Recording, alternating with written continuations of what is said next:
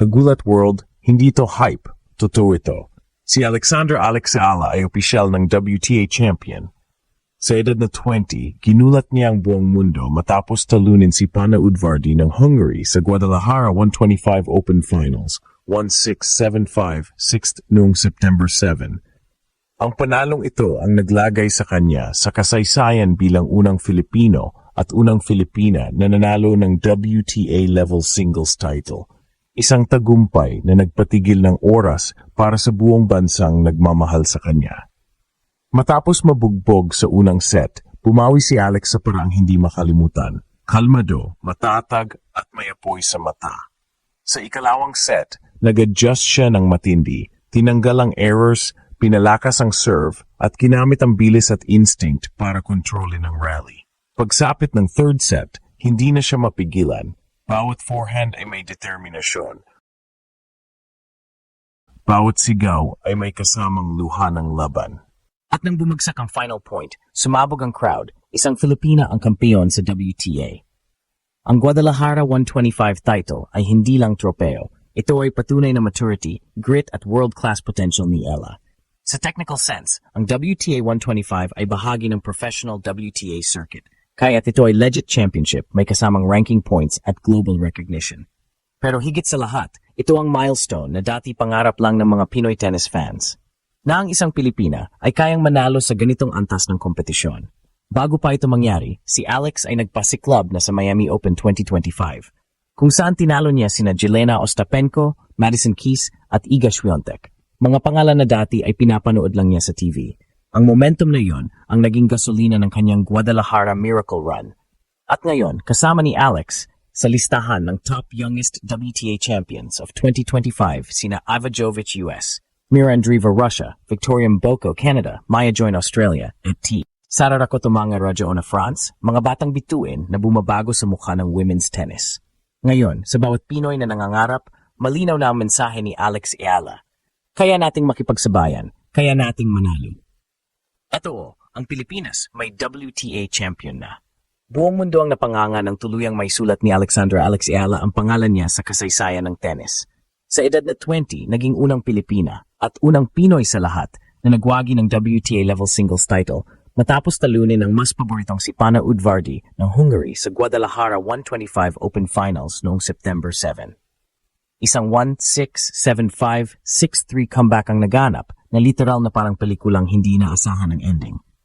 Ang unang set ay tila bangungot, isang 1-6 blowout na nagpakita ng kabataan at emosyon ni Alex. Pero sa halip na mabuwal, dito siya nagising. Sa ikalawang set, tumibay ang kanyang depensa, naging agresibo ang forehand at unti-unting binasag ang ritmo ni Udvardy na makuha niya ang 7-5 second set. Ramdam muna, may binubuong himala. Sa third set, naging textbook display ng maturity at grit ang laro ni Eala. Precise serves, matatag na baseline play at killer instinct sa mga clutch moments.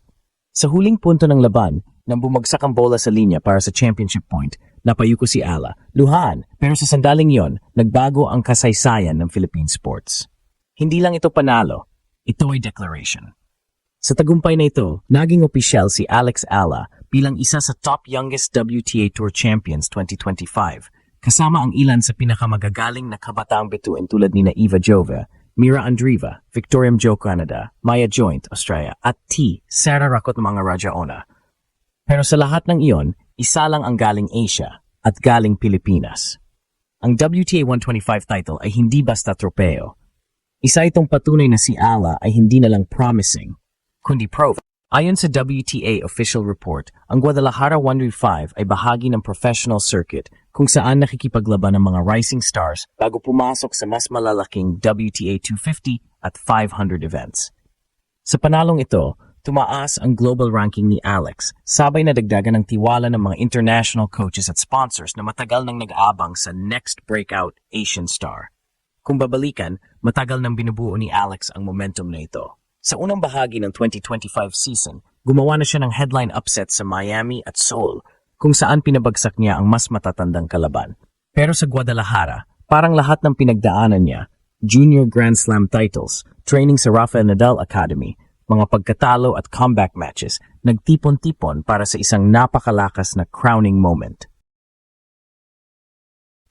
At sa edad na 20, habang ang iba ay nag-uumpisa pa lang sa pro scene, si Alex Ala ay champion na. Isang Pinay na ginulat ang buong mundo. At ito pa lang ang simula.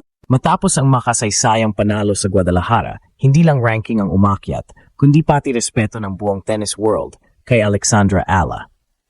Sa post-match interview, sinabi ni Alex, "I just wanted to fight for every point. I didn't think about history, I just thought about staying in the moment."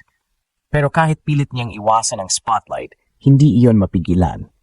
Dahil sa sandaling iyon, ang buong mundo ay tumingin sa kanya. Isang Pinay na may puso, determinasyon, at panibagong pag-asa para sa Asian tennis.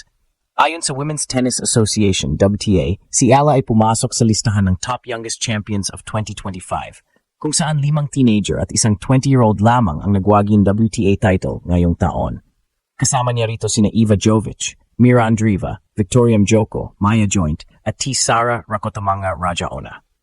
Ngunit kung may isang kuwento na lumampas sa estadistika, ito yon, isang bansang walang tradisyon sa tennis, biglang may kampeon sa global stage. Dahil sa panalong ito, si Alex ay agad naging trending figure sa social media. Sex, libu-libong international fans ang nag-post ng highlights ng kanyang final match, may caption na, "The Rise of the Filipina Warrior." Sa Pilipinas naman, sabay-sabay na nag-react ang mga sports icons, mula kay Hidilyn Diaz hanggang kay EJ Obiena, lahat proud sa pambansang tennis prodigy. Kahit ang international press tulad ng Reuters, Sports Illustrated at The Guardian ay naglabas ng artikulo na tinawag ang kanyang panalo bilang a breakthrough moment for Southeast Asian tennis. Pero ang pinaka-importante, binuksan ni Ala ang bagong landas para sa mga kabataang Pinoy na nangangarap maging world-class athletes sa larangan na hindi basketball o boxing. Ang kanyang tagumpay ay nagpapatunay na may lugar ang Pilipino sa mga court ng Wimbledon, Roland Garros at US Open. Basta't may tiyaga, disiplina at paniniwala.